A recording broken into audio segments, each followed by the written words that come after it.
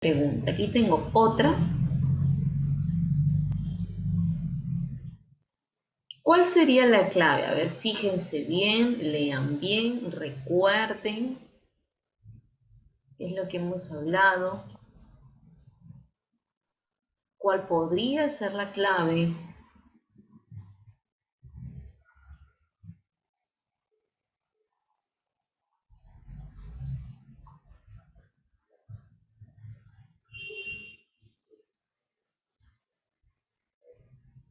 Y si la tienen, me van ayudando.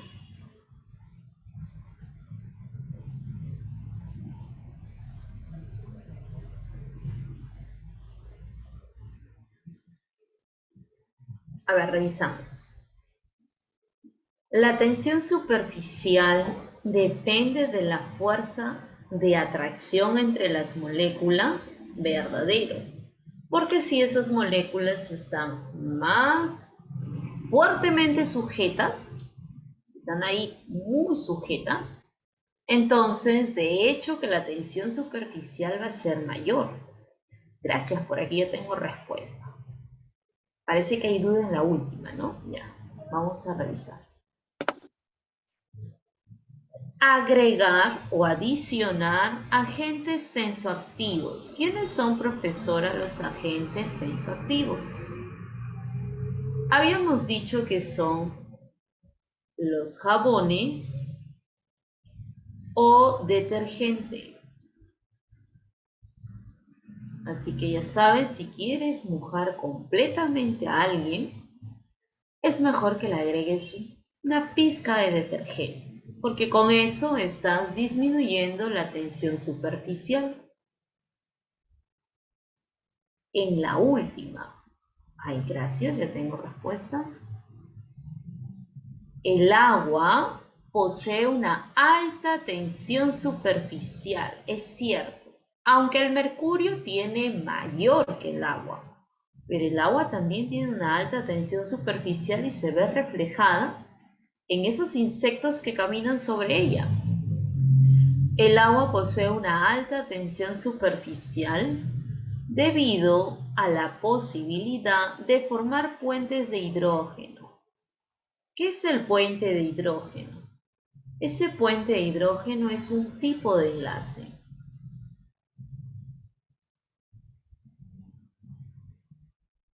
Es un enlace distinto al que hemos visto. Hemos hablado del iónico, hemos hablado del covalente en semanas pasadas, pero no hemos hablado del puente de hidrógeno. Hay otras, London, dipolo-dipolo, hay fuerzas que son más débiles que las que ya hemos visto. Pero entre ellas, el puente de hidrógeno es muy popular, porque incluso cuando te hablen del ADN, van a mencionar el enlace puente de hidrógeno. Cuando te hablen del agua, van a mencionar el puente de hidrógeno. Y sí, el agua tiene una alta tensión superficial porque ese puente de hidrógeno es una atracción también fuerte. Por eso es que el insecto camina tranquilamente. La última también es verdadera. Y por eso ya tenemos nuestra clave, que es la letra A. Con eso hemos cerrado la primera propiedad, que es exclusiva de los líquidos. Y ya la conocíamos porque muchas veces hemos hablado acerca de las gotas que tiene el agua, hemos visto las gotas quizá cuando se derrama o sale el mercurio del termómetro, hemos visto un insecto caminar encima del agua y esa nos da la idea a esta propiedad. Pero también tenemos, más que una propiedad, un fenómeno o una acción capilar. Esto nos va a ayudar, está asociado a la tensión superficial, pero nos va a ayudar a entender cómo es que árboles tan grandes pueden realizar la famosa fotosíntesis. Hay árboles que van a llegar a medir más de 5 metros. A ver, averigüen cuál es el árbol más grande. Coloca o busca ahí cuál es el árbol más grande para darme una idea de cuántos metros. O que tus compañeros digan, wow, ¿cuántos metros tiene ese árbol? ¿Quién me dice?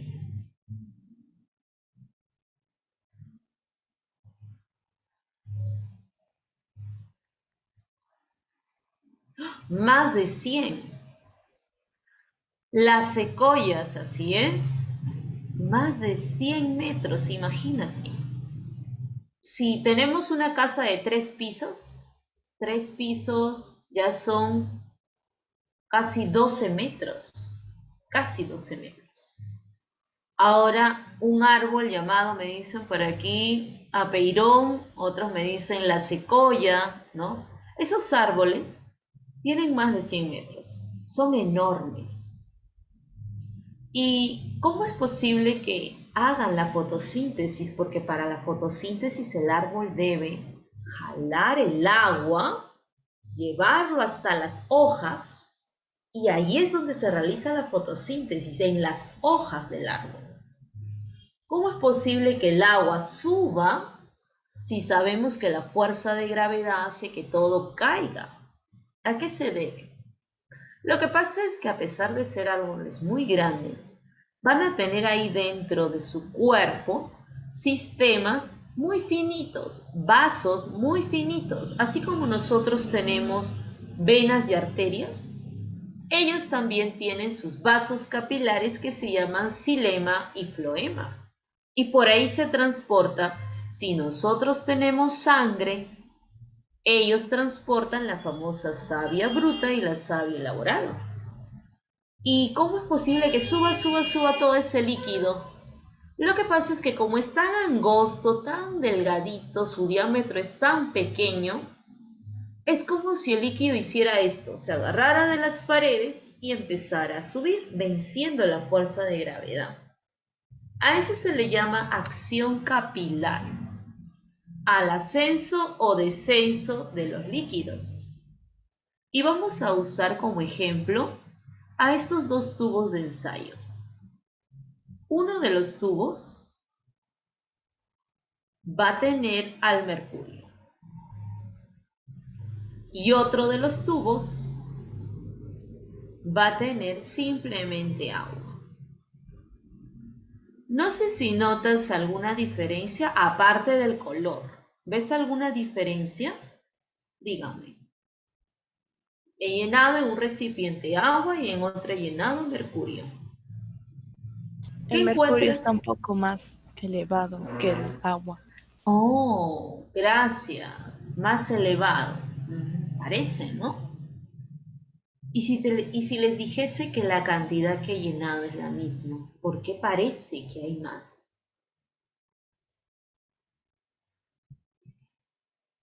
¿Quién me dice?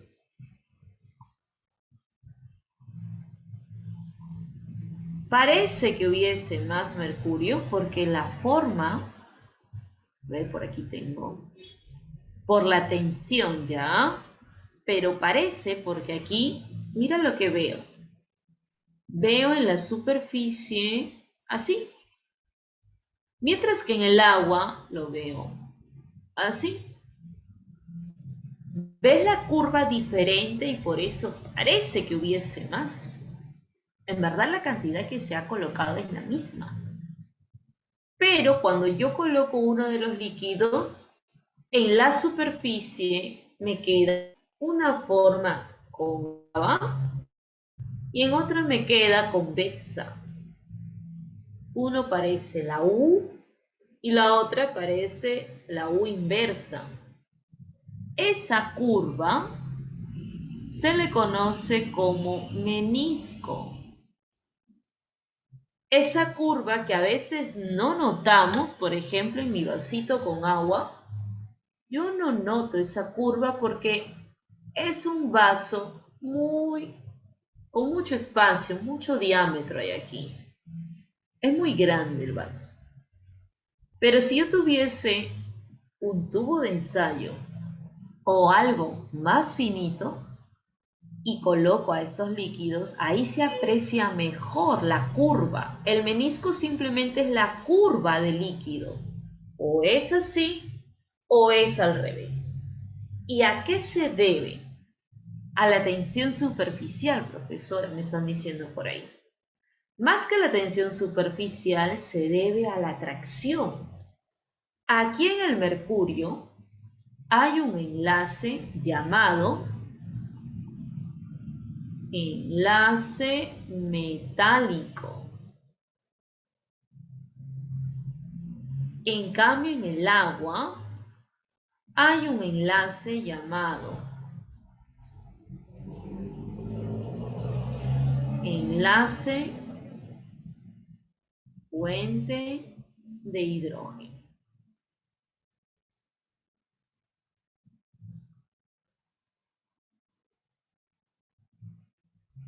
En el mercurio, el enlace metálico es muy fuerte en comparación al que tiene el agua. Cuando la atracción es más intensa, aquí el enlace metálico es un enlace fuerte. Es una atracción muy fuerte entre esos átomos del metal. Cuando tienes una atracción muy fuerte, hace de que el líquido forme en la superficie justamente un menisco así, como si fuese una U inversa. Cuando el líquido no tiene una atracción tan fuerte como el otro, hace que el menisco o la curva en la superficie sea como de la U. Esa es otra forma de darte cuenta cómo son las interacciones, las fuerzas que unen ahí a las moléculas o átomos de ese líquido. Gracias a la curva tú puedes saber, es muy intensa o no tanta. Es por eso que decimos, cuando el menisco es así cóncavo, la fuerza de adhesión se adhieren, las moléculas se van haciendo esto, es como si subiesen de esta manera, se adhieren, se pegan a las paredes del recipiente y por eso tú dices, el agua moja. No creas que todos los líquidos mojan, aunque no todos mojan. Se dice que moja siempre y cuando yo retire al líquido y me queden ahí en las paredes gotitas. Ahí sí moja. Y eso pasa con el agua. Como no tiene una interacción tan fuerte, cuando yo lo retire del vaso, algunas gotitas se van a quedar ahí adheridas, pegadas. Y voy a decir, uy, el agua mojó el recipiente. Pero en el mercurio no es así. En el mercurio la forma, mira cómo es, al revés. En el mercurio, si esto fuese en lugar de agua, mercurio, y yo lo retiro, no me van a quedar gotitas en el vaso. Y si no me queda ni una gotita, entonces voy a decir que ese líquido no moja las paredes. Gracias a esa forma del menisco o a esa curva que tiene mi líquido, yo ya puedo predecir, ¿va a mojar o no va a mojar las paredes? Puedo decir, tenía una fuerza intensa o débil en las paredes. El mercurio está, así es, el mercurio es el que está en los termómetros. Y cuando uno de casualidad el termómetro, salen las gotitas, uno, en forma esférica por la tensión superficial y dos, no te queda mojado las paredes del recipiente. Es porque el mercurio tiene una interacción mucho más fuerte. Es porque su enlace se llama metálico, que es mucho más fuerte que un puente de hidrógeno, por si acaso.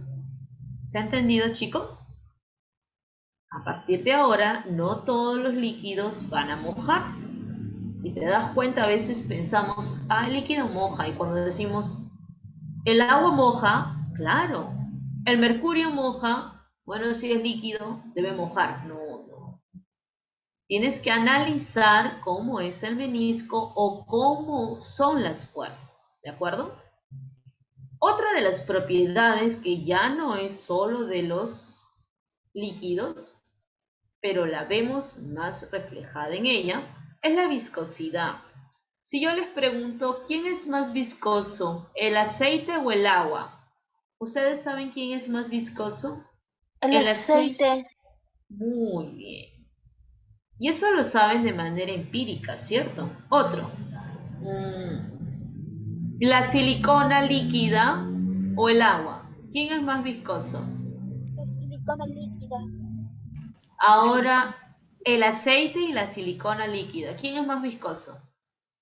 La silicona. La silicona. Y ustedes lo saben porque seguro ven que cuando agarran el pomo de silicona se demora en caer, ¿cierto? Justamente esa es la definición. La viscosidad es una propiedad que mide la resistencia a fluir, a caer, a deslizarse. Cuanto más se resiste, va a ser más viscosa. Y eso depende de quién, de las fuerzas que unen a las moléculas, del tamaño, porque si las moléculas son muy grandes, es como si estuviesen enredadas ahí dentro y se demora en caer. Si las moléculas están muy fuertemente sujetas, se demora en caer. Pero la temperatura la puede modificar. Ustedes me han dicho que el aceite es más viscoso que el agua, pero ¿han visto alguna vez el aceite caliente? Cuando mamá va a cocinar o papá va a cocinar, calienta el aceite y ese aceite se desliza o no más rápido. ¿Han visto eso? Sí, ¿Qué significa? Que si yo le aumento la temperatura, ¿aumenta o disminuye la viscosidad? Disminuye la disminuye. viscosidad. Ujú. Por eso decimos, a mayor temperatura, menor va a ser la viscosidad, ¿cierto? No te olvides, si las moléculas son más grandes, si las moléculas tienen mayor fuerza entre ellas, va a demorar en caer. Si es que tú le aumentas la temperatura, ahí va a deslizar más rápido y ahí vamos a decir menos viscosidad. Entonces, con esta idea, vamos a contestar la siguiente pregunta. A ver, ¿me ayudan? Fíjense bien.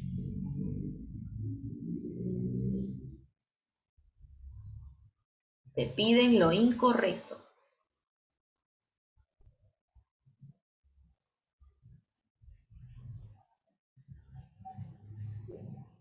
¿Qué marcamos?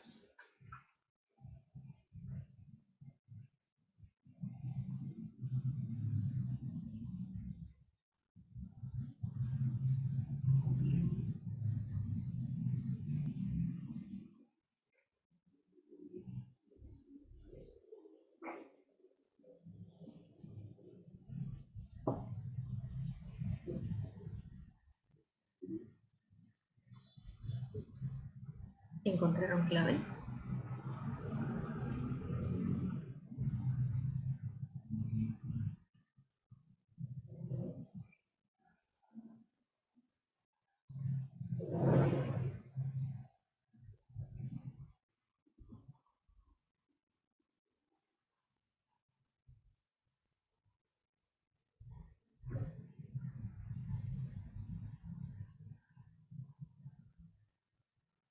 Gracias. A ver.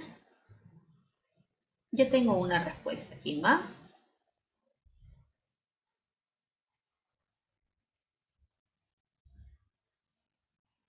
Por si acaso, dice lo incorrecto, ¿ya? Te están pidiendo lo que está mal.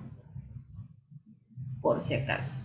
A veces generalmente vamos a buscar lo correcto y la pregunta nos pide, en este caso, lo incorrecto.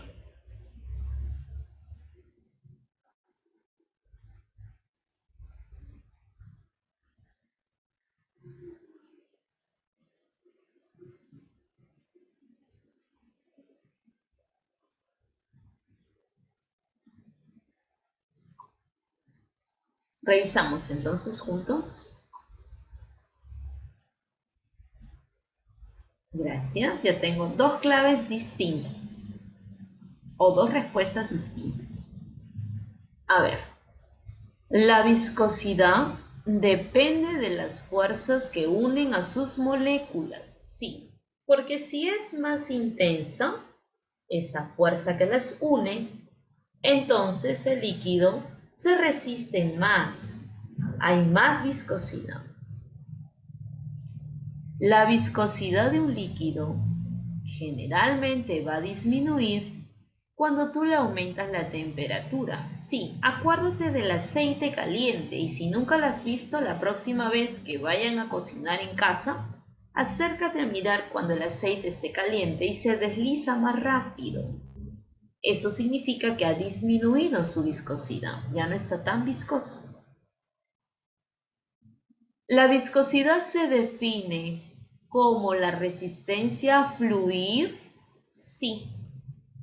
Cuando tú me decías que la silicona es más viscosa que el agua o que el aceite, era porque en tu cabecita sabías que la silicona es la que se demora en fluir, se resiste en fluir, ¿cierto?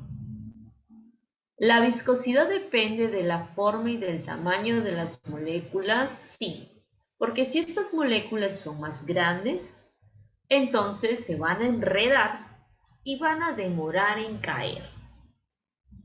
Pero la última dice que existe una relación directa entre la densidad y la viscosidad, no. No porque yo tenga un líquido con mayor densidad, necesariamente tiene que ser más viscoso. ¿Cuáles son los factores que me van a ayudar a decir que sea más o menos viscoso? La temperatura, la forma o tamaño y las fuerzas que unen a mis moléculas. Y es por eso que la incorrecta es la letra I. Creo que por aquí tengo otra pregunta. Ahí está. Es parecida. Ahora ayúdeme con la respuesta. Otra vez la viscosidad, pero este es un verdadero o falso. Es que es incremento. ¿Perdón? Es que es incremento. Que aumenta. Incrementar significa aumentar.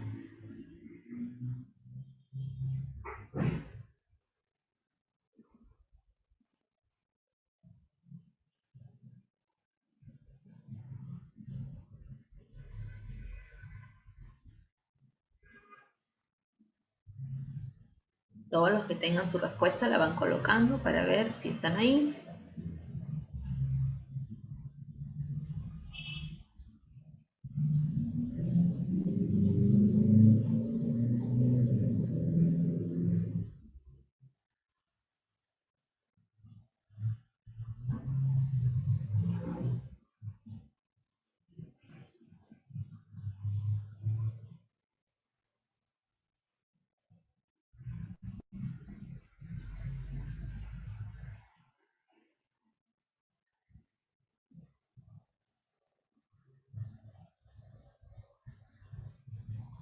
Gracias.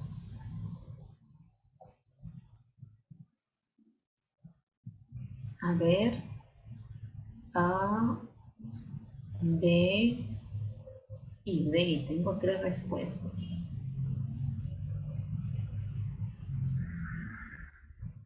Revisemos. La viscosidad aumenta si es que tú le aumentas la temperatura. ¿No habíamos dicho que si uno calienta más el aceite se vuelve menos viscoso? Y aquí me dice que la viscosidad va a aumentar si tú le aumentas la temperatura. La primera es falsa. Recuerda el ejemplo del aceite caliente. La tensión superficial. Esta es la primera que estudiamos. Aumenta si es que se incrementa, si es que aumenta las fuerzas de las moléculas. Eso es verdadero.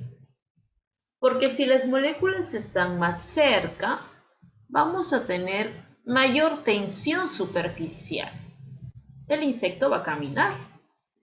Pero si las moléculas están débilmente juntas, entonces rápido se puede separar y se va a caer incluso ese insecto, o ni siquiera se va a parar porque va a sentir que no es una superficie estable. La última.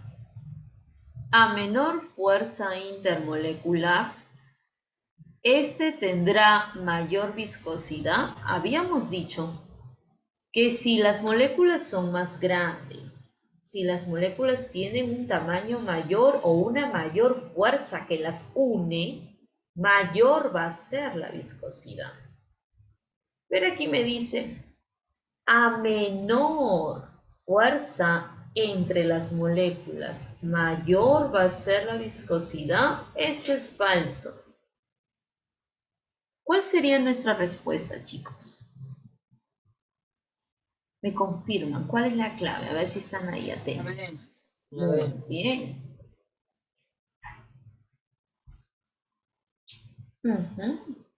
Gracias.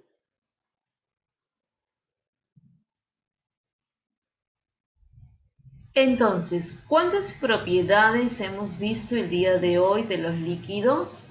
Hemos hablado de la tensión superficial, que es la exclusiva de ellos. Hemos hablado de la viscosidad, que está asociada a eventos que tenemos en casa. Hemos hablado de la acción de subir o bajar de líquido, que se llama capilaridad. Y ahora vamos a pasar a los sólidos. Cuando eran más pequeños, quizá era difícil explicar los tipos de sólido. Cuando tú eras más pequeño, si te decían sólido, te decían, es lo compacto, es lo duro, te decían. Y de esa manera tú podías diferenciar a un líquido de un sólido. Te hacían ver el agua caliente y sus vapores que salían para que reconozcas a los gases. Pero ahora vas a recordar, vas a entender por qué algunos sólidos se deformaban. ¿Ustedes conocen algunos sólidos que cambien de forma, que sean blandos? A ver, denme algún ejemplo de sólido que no sea compacto, que rápido cambie de La forma. plastilina. El ¿Cuál? hielo. Plastilina. La plastilina. El hielo no. El hielo va a cambiar de forma si es que le aumentas la temperatura, pero si no, no cambia. Tiene una forma y volumen ahí definido. Pero la plastilina es diferente. La plastilina lo tocas y ya cambió. No parece, e incluso algunos dudan con la gelatina. Es un ejemplo que casi siempre me dicen, ¿la gelatina es sólido o líquido? Me dicen. ¿Ustedes qué creen que será la gelatina? El chicle también es un sólido un poco raro, ¿no? Chicle sólido, sí. La gelatina también es sólida. Pero, ¿cuál es la diferencia? Hay un tipo de sólido. En primer lugar, el sólido tiene forma y volumen definido. Esa definición es de manera general. Porque hay algunos sólidos que pueden rápidamente cambiar de forma. Y hay otros que son compactos, son rígidos. Porque nosotros tenemos dos tipos de sólidos. Hay un sólido como el primero. ¿Ves que aquí hay todo un orden? Bien ordenadito está el primer sólido. El dibujito del primer sólido es ordenado. Pero hay otro sólido que es un poco desordenado internamente. El primero va a ser como ejemplo. Vamos a imaginar, a ver, 1, 2, 3, 4, 5, 6. Ya, que este sea el hielo. El agua, pero sólida. Este es tus bloques o cubos de hielo. Internamente hay así, un orden. Pero este de aquí va a ser la plastilina, o puede ser el plástico, o puede ser el chicle. Vamos a colocar como ejemplo que sea el plástico.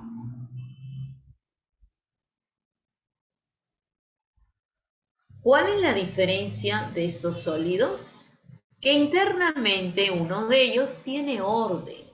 El orden que tiene aquí parece un hexágono. Mira, 1, 2, 3, 4, 5. Parece un hexágono. Ya, solo es un ejemplo cualquiera que va a representar a mis sólidos cristalinos. El agua va a ser mi ejemplo de un sólido que tiene orden.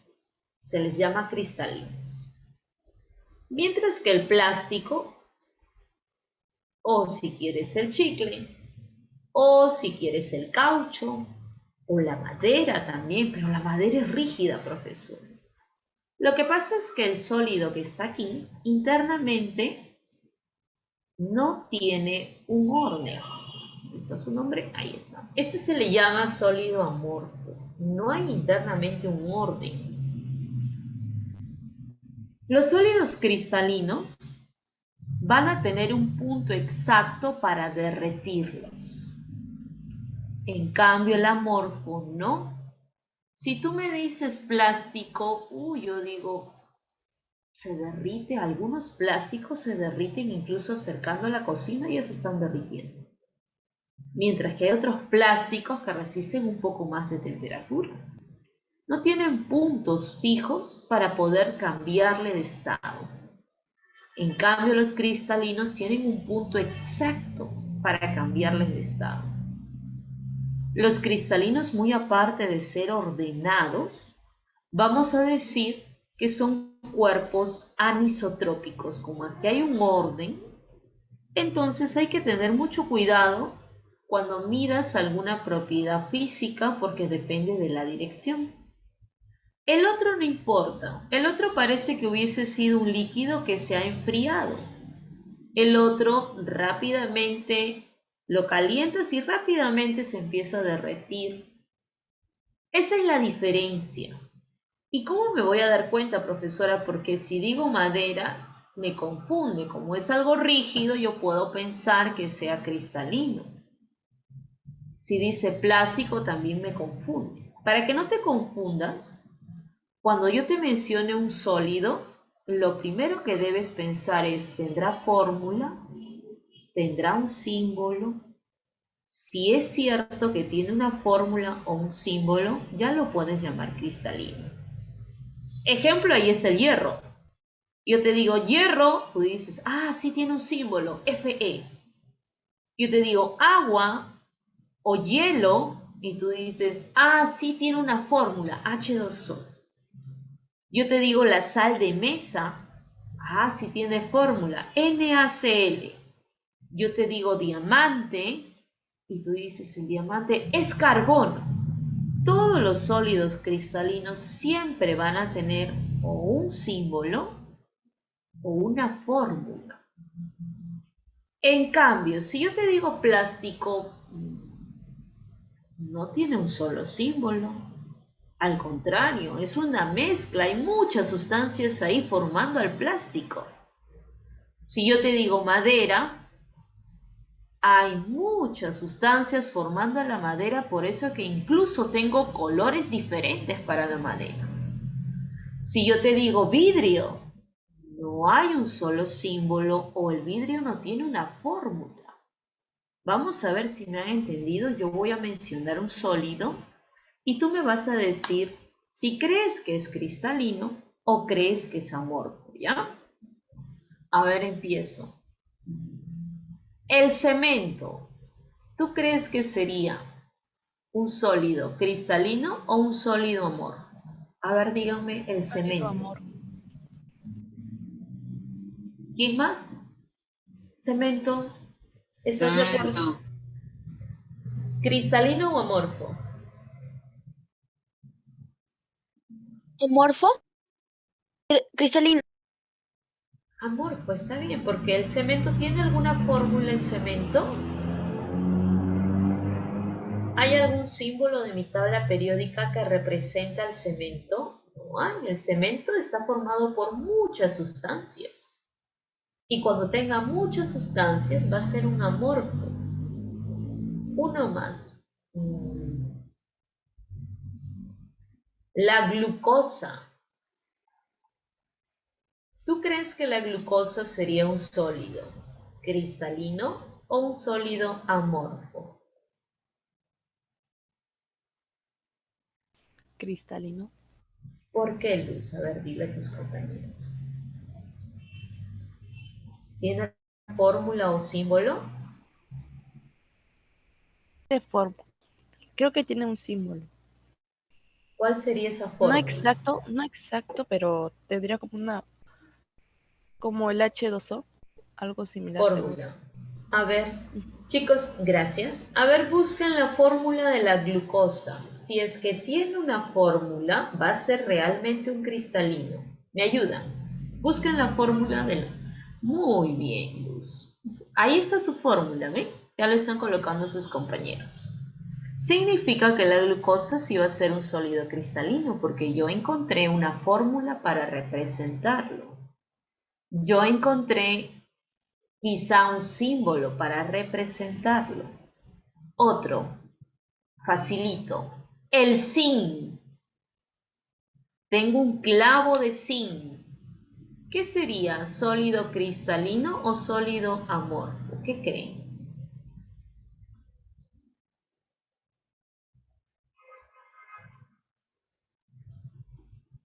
El zinc, cristalino o amorfo. Cristalino. Muy bien. Entonces coloquen o su símbolo o su fórmula del zinc.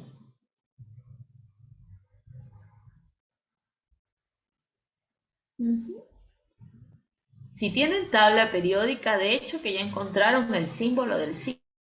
Y cuando yo encuentre un símbolo o una fórmula, debe ser un sólido con orden, debe ser un sólido con punto de fusión o punto para cambiarle de estado definido o exacto. Uno más. El caucho. ¿Qué sería? ¿Cristalino o caucho?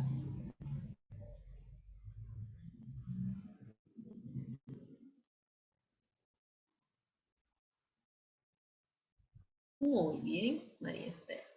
¿Quién más?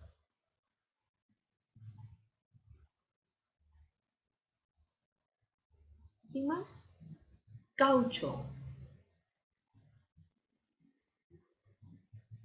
Amorfo. No creo que haya un símbolo para el caucho. El caucho tiene muchos componentes y si tú buscas en internet caucho, seguro te va a decir es la mezcla de estos hidrocarburos, etc. Te va a decir que tiene muchos componentes.